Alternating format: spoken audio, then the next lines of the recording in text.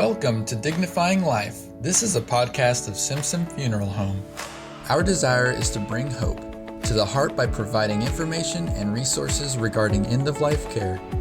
If you're struggling with grief or know someone who is, or have questions about funeral planning, this just might be the place for you to find some hope for the journey and a little insight to share with your struggling friend or family member.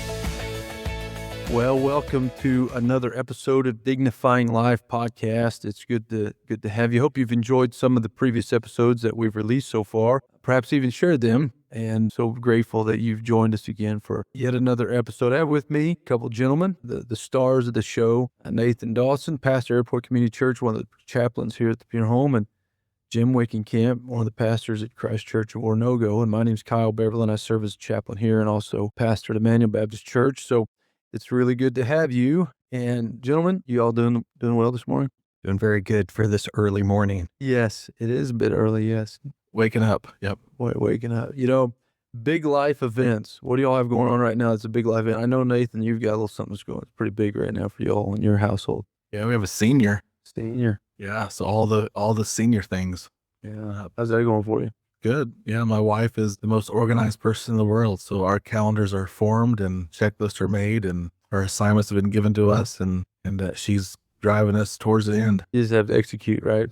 Just show up on time. Yeah. So how much time? What's Andrew have left? 2 weeks, maybe? Maybe 2.5 weeks, 3 weeks. Yeah, not long. And he's done. Yeah. How's that setting in for you? I think in my point of view, it's like we did it. You know, we got a kid through high school. He's a good kid, responsible, hard worker, good student, has a direction in life. And I feel like, an accomplishment. Like I did it. Yeah. So that's good. Jim, you have any big life events? Well, I was just thinking about his comment that we did it, that we graduated. Yeah, that's right. I guess how much of a investment it is on our part, but they're the ones that get the credit though. Yeah, that's right. And they're the ones that do the majority of the heavy lifting. But yeah.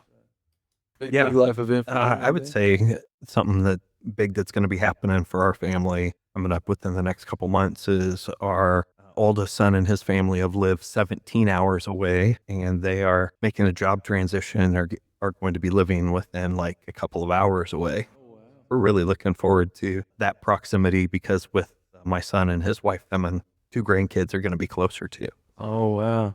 That's amazing. So have they lived 17 hours east or 17 hours west? Out west. They live in Phoenix, Arizona right now, but they're going to be living in Kansas City. So, oh, wow. That's going to be life-changing for you guys. Life-changing. They will experience weather. Yes. It'd be life-changing for them. Yeah. Yeah. Just the types of storms we have here compared to there and temperature-wise. They may go from the Arctic Circle to the depths of Arizona in one day. Yeah. That's right. Well, that's good, Jim. So you guys are, when's that happening? Next beginning of the summer. Beginning of summer. They excited for that? Yes. I bet. Yeah, very excited. So how old's your grandkids? One just turned 5. Matthias just turned 5, and his older sister is 8. Yeah. Good ages. Yeah, that's good. Nathan has a senior in his house, and you may be getting close to having one in your house. Well, I am the senior. That's right. Yeah. Well, that's good. Big life events for me. We graduated our oldest son last year, so we're kind of in between that season of our lives. Our daughter's a junior, so we'll enter that. I guess maybe that's the anticipation of that. Maybe is our big life event. I don't know. Right now, we're just kind of we've got one every other year graduating between now and 2031. So yeah, so that'll be a good time for us between that, and Nathan's in between that, so it'll be a good time. So life events. So gentlemen, we had a conversation we started last time, and we talked about these 5 N's. We got through 3 of them in 2 episodes, and today we want to cover the last 2. And Nathan, you want to just kind of review the first, I guess the overview, the 5 N's. You kind of brought this from Stephen's ministry and added the 2 we're going to talk about today are kind of things that you've come up with just by way of observation. But you want to kind of just give us just a brief overview, kind of bring us up to speed with the 5 N's? Yeah, I appreciate you giving credit to Stephen Ministry because that's where I got the first 3. the natural, normal, and necessary. And the idea is like if we are close to someone, we have that natural connection, that natural attraction to someone, and that person is now gone, then the grief is the natural, I guess, response to that person who is no longer with us. And so because it's natural, it's normal, and if it's normal, it's necessary.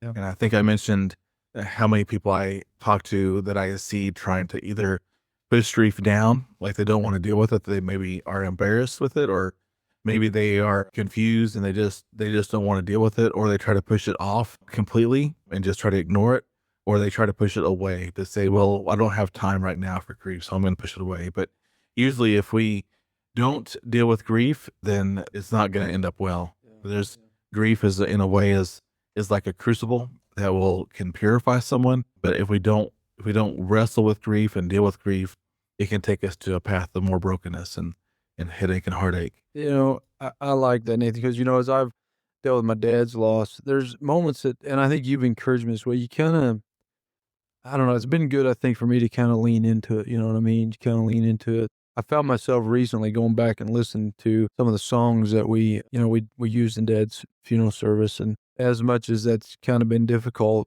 it's at the same time been kind of a good thing to lean into. My mom brought my dad's guitar and gave me Dad's guitar. And I remember Dad getting that when I was a teenager. In my late teen years, I've got it in my office over at the church.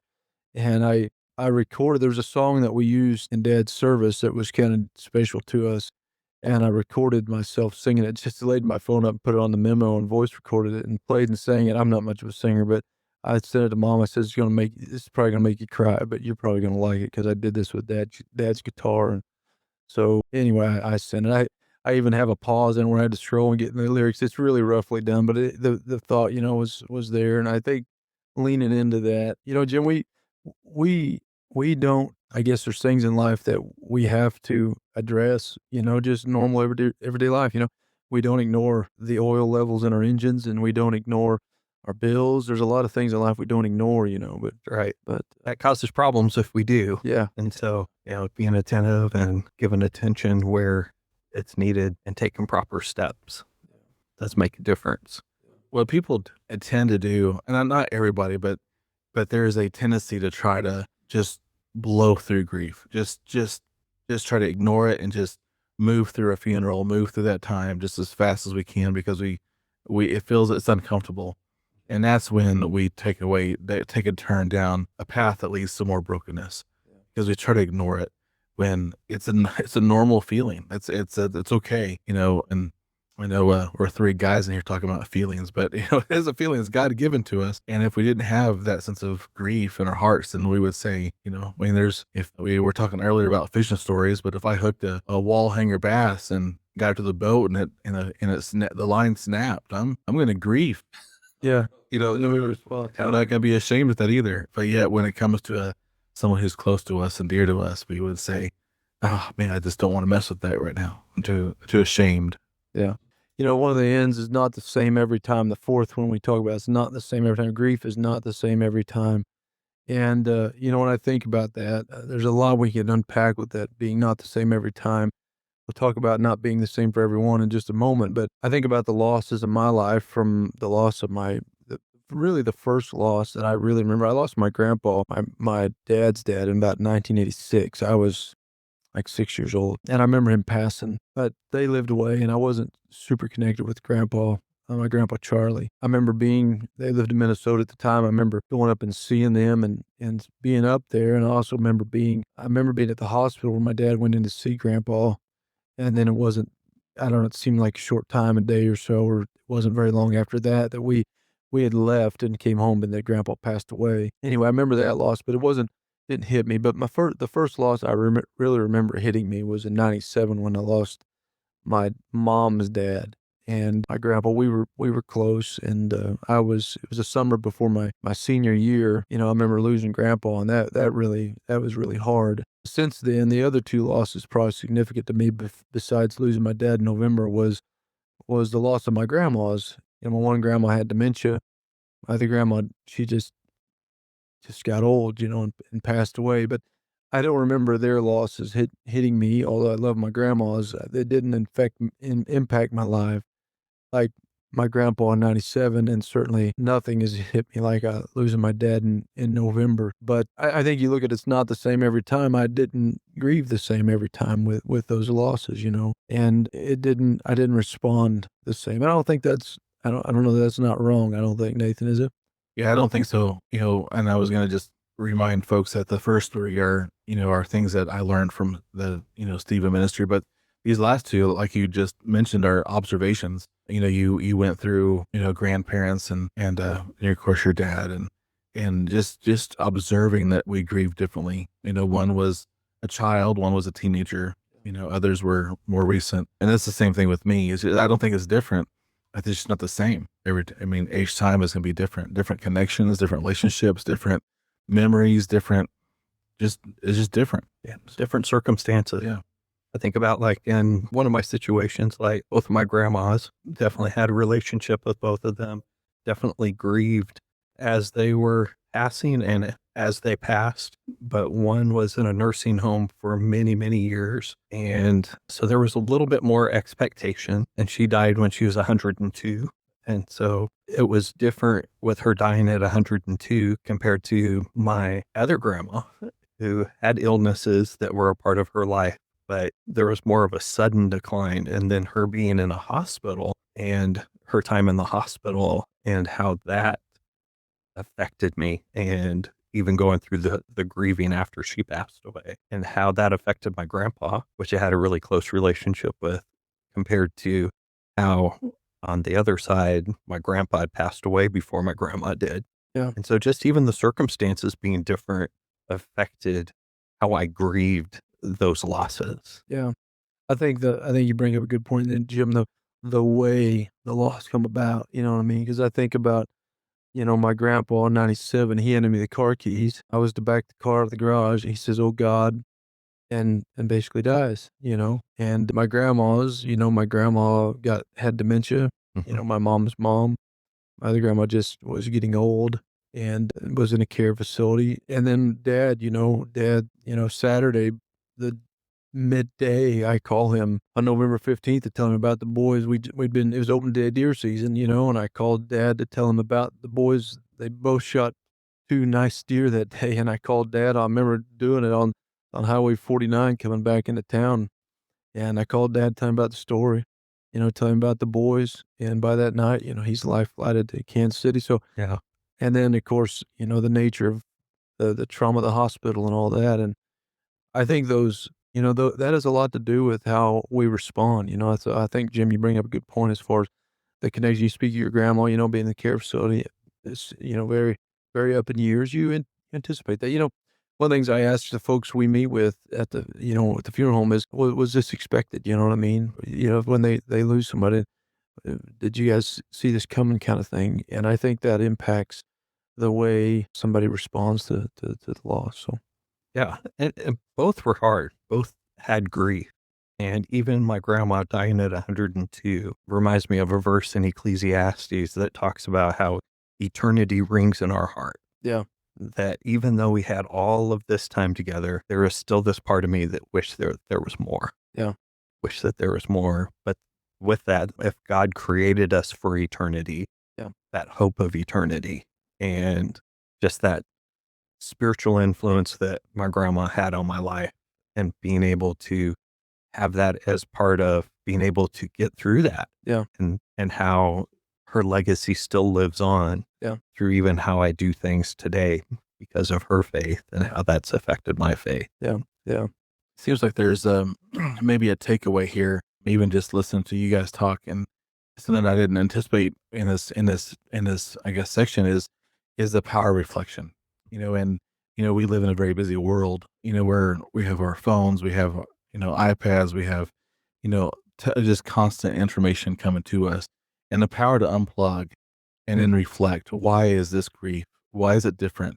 I did not realize that, that you basically were the first one to see your grandpa, that was, probably a massive heart attack, so that's clearly going to affect grief down the line. It's that left a marker in your mind. And, and so I think there's times where we need to just unplug and just spend time wrestling with why is this grief different this time around? Yeah. And sometimes it's rejoicing over that relationship, that special connection. Maybe it'll bring up something deep inside that we need to wrestle with as well, but Yeah. it's different every time. Yeah. Well, the other one was it's not the same for everyone. Not the same for everyone. Nathan, everybody responds to grief differently.